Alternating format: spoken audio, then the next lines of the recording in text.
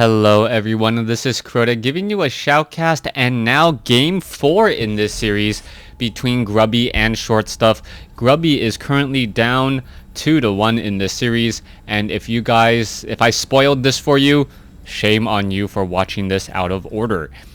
On the top left hand side of the map we have Shortstuff spawning as the red Zerg. Meanwhile, Grubby spawning as the blue Protoss player here on the bottom right hand side of the map.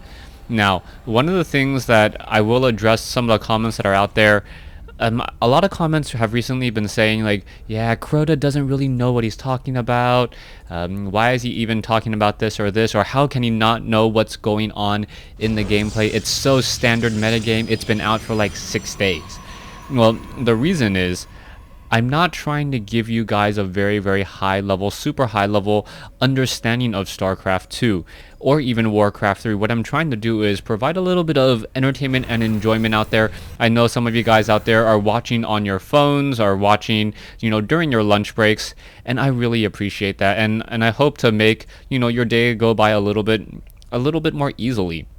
If you guys want to be better Masters players, then there are plenty of places and plenty of opportunities to look for more well-informed people who actually play the game at a high professional level. So I'm not trying to replace, say, a Day 9 or any of the professional players out there, Thorzane, Flow, Illusion, State.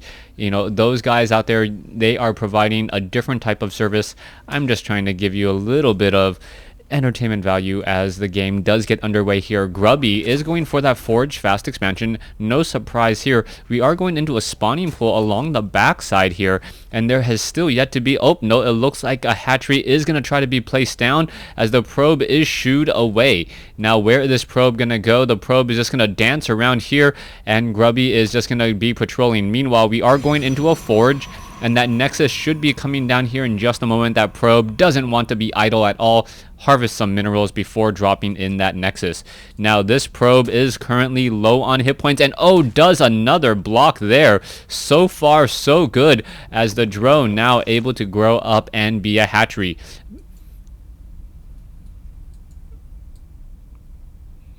Okay.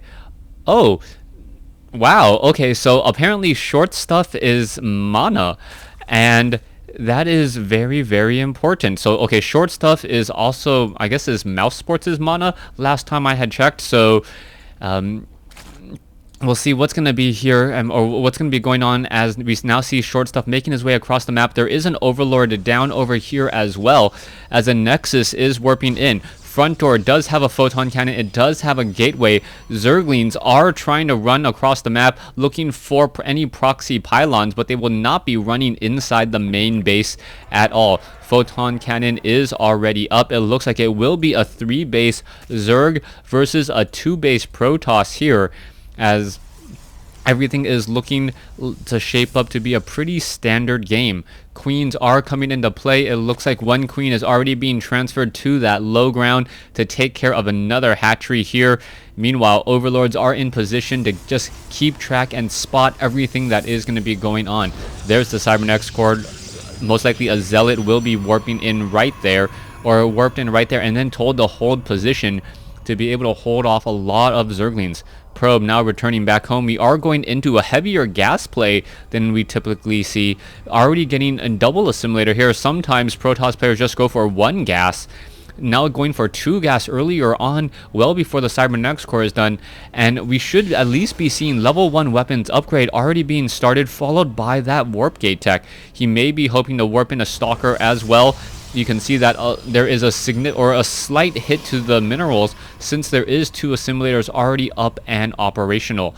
Alright, robotics facility now coming in, and the robotics facility being built in the exact center of Grubby's natural expansion. It's going to be very difficult to spot, as the Overlords are not going to be able to get any information on this particular building here.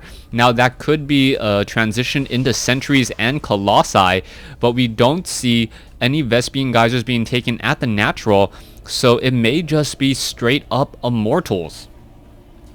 Now let's take a look at what's going on inside Shortstuff space. Shortstuff has not gotten any extractors inside his main. He's not going to have metabolic boost anytime soon. At least will take 30 seconds to mine it off of 2 extractors, and then I believe another 110 seconds for the metabolic boost to complete. Let's go ahead and check. Is it? Yes, it is 110 seconds. I can remember. Grubby now setting up some pylons here.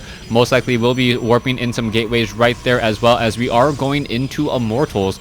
Immortal Sentry play as I originally predicted, but this type of play did not work out in game 1. One Overlord now making its way in, and it does spot the robotics facility, but it doesn't know what's being trained. It doesn't know if it's an observer or if it's an immortal, and we can see from our point of view that Grubby is queuing up immortals to be added, and now we are going into level 1 weapons upgrade.